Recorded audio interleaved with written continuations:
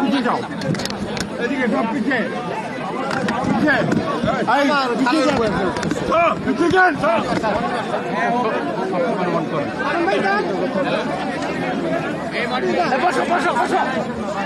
তুমি গোলমাল, এটা কোনো প্রেস ব্রিফিং এর কোনো জায়গা না। ভিতরে না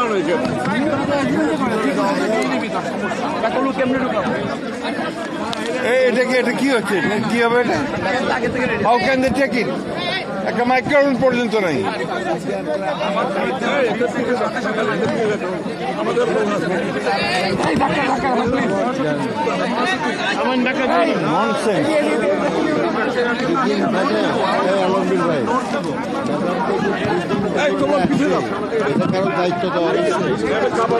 উনি তো আনবেন বলে, উনি তো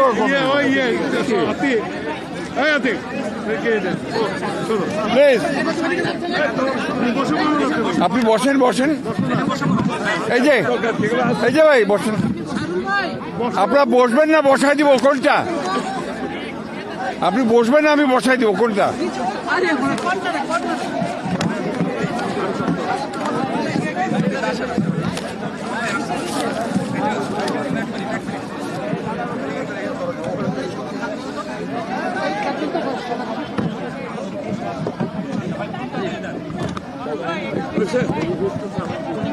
প্রিয় সাংবাদিক বন্ধুগণ,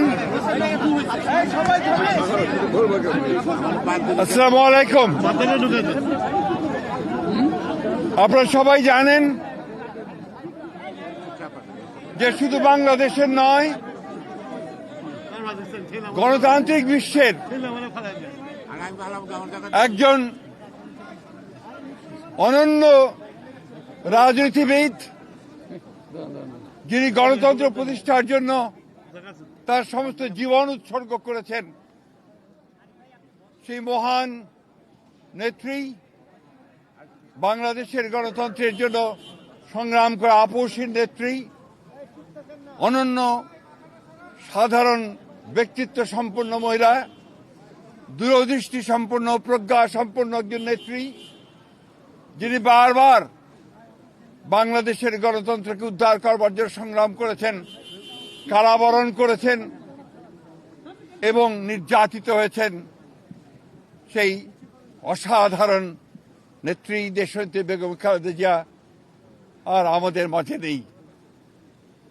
আপনারা সবাই জানেন যে এই নেত্রী দীর্ঘদিন তার রাজনৈতিক জীবনের প্রায় সমস্ত অংশটাই তিনি গণতন্ত্রের জন্য সংগ্রাম করেছেন এবং গণতন্ত্রের মূল্যবোধগুলোকে প্রতিষ্ঠা করবার জন্য তিনি আজীবন কাজ করে গেছেন।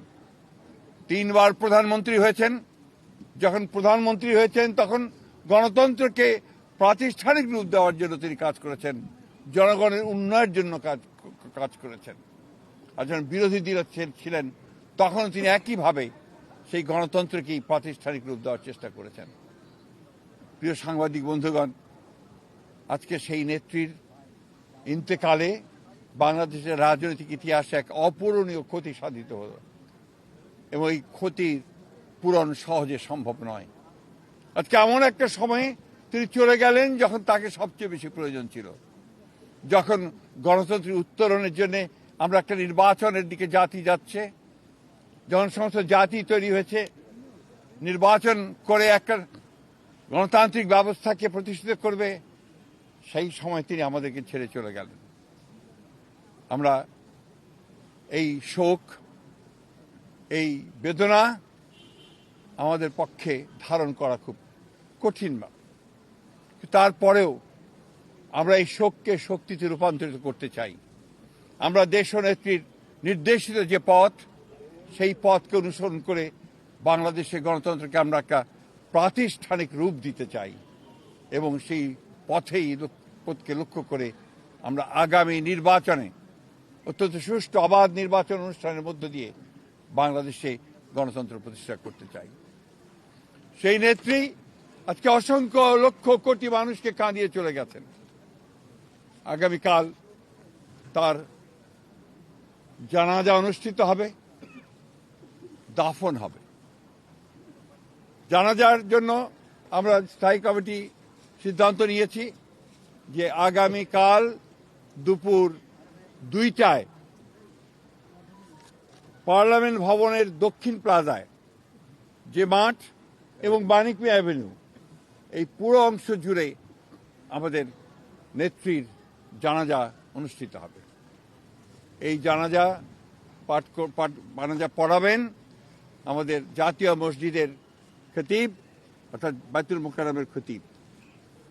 আর এই জানাজায় যে সঞ্চালন করবেন পুরো বিষয়টাকে যিনি সঞ্চালন করবেন তিনি হচ্ছে আমাদের জাতীয় স্থায়ী কমিটির সদস্য জনাব নজরুল ইসলাম খান।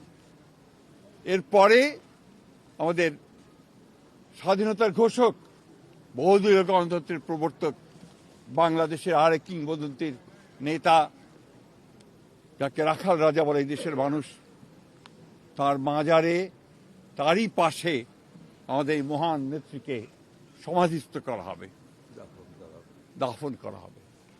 আমরা সবাই অত্যন্ত শৃঙ্খলার সঙ্গে এই জানাজায় অংশগ্রহণ করব এবং যে শৃঙ্খলার মধ্যে কথা বলা হবে আমি বাংলাদেশের সকল স্তরের মানুষের কাছে অনুরোধ জানাবো আপনারা সেই শৃঙ্খলা মেনে অত্যন্ত সুশৃঙ্খলভাবে জানাজা পড়বেন এবং তারপরে তাকে দাফনের অংশগ্রহণ করবে, যাদের দায়িত্ব তারাই অংশগ্রহণ করবেন। অনুরোধ থাকবে আপনাদের কাছে যে আপনারা কেউ এই নিয়ম ভঙ্গ করে শুধুমাত্র ছবি তোলার জন্য সামনের দিকে এগিয়ে যাবেন না এবং ব্যাহত করবেন না এই পুরো কর্মসূচিকে।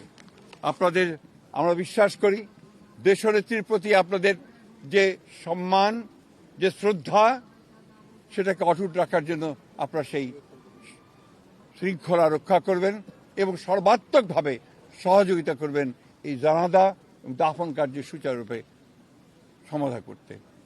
সব শেষে আবারও পরম করুণাময় আল্লাহ তাআলার কাছে এই দোয়া চাই যে আল্লাহ তাআলা তাকে যেন বেহেশত নসিব করেন। আমাদের ভারপ্রাপ্ত চেয়ারম্যান জনাব তারেক রহমান তার জ্যেষ্ঠ পুত্র, তাকে যেন তিনি সেই শক্তি দেন যে এই যে দায়িত্ব পালন করবার শক্তি যেন তাকে দেন এবং তার পরিবারকে সেই শক্তি দেন এই শোককে সহ্য করবার জন্য। আসুন আমরা আজকে সবাই এই শোককে শক্তিতে রূপান্তরিত করে বাংলাদেশ জাতীয়তাবাদী দলকে একটা অপ্রতিরোধ্য দল হিসেবে গড়ে তুলি, বাংলাদেশকে সত্যিকার অর্থেই একটা গণতান্ত্রিক রাষ্ট্র হিসেবে আমরা প্রতিষ্ঠিত করি। সবশেষে আবারও আপনাদেরকে ধন্যবাদ জানিয়ে আপনাদের সকলের সহযোগিতার জন্য বিশেষ করে এবং আপনারা জানেন যে ইতিমধ্যেই সরকারের তরফ থেকে 3 দিন শোক দিবস ঘোষণা করা হয়েছে, আগামীকাল ছুটি ঘোষণা করা হয়েছে এবং আপনারা ইতিমধ্যে জানেন যে প্রধান উপদেষ্টা তিনি বাণী দিয়ে কথা বলেছেন, আপনাদের সামনে জাতির সামনে কথা বলেছেন এবং সেজন্য আমরা সর্বাত্মক সহযোগিতার জন্য আমরা সরকারকে ধন্যবাদ জানাচ্ছি। সেই সঙ্গে দলের পক্ষ থেকে আপনারা জানেন যে 7 দিনের শোক ঘোষণা করা হয়েছে। এই 7 দিন আমাদের কালো পতাকা আমরা ধারণ করব, কালো ব্যাজ ধারণ করব এবং কালো পতাকা উঠবে প্রত্যেকটি কার্যালয়ের, আমাদের দলীয় কার্যালয়ে এবং প্রত্যেক কার্যালয়ে দোয়া পড়া হবে, কোরআন তেলাওয়াত হবে। এই বিষয়গুলো আপনারা সবাই পালন করবেন। আমরা আবারও সকলকে সহযোগিতা করার আহ্বান জানিয়ে আমরা আজকে শেষ করছি। আসসালামু আলাইকুম।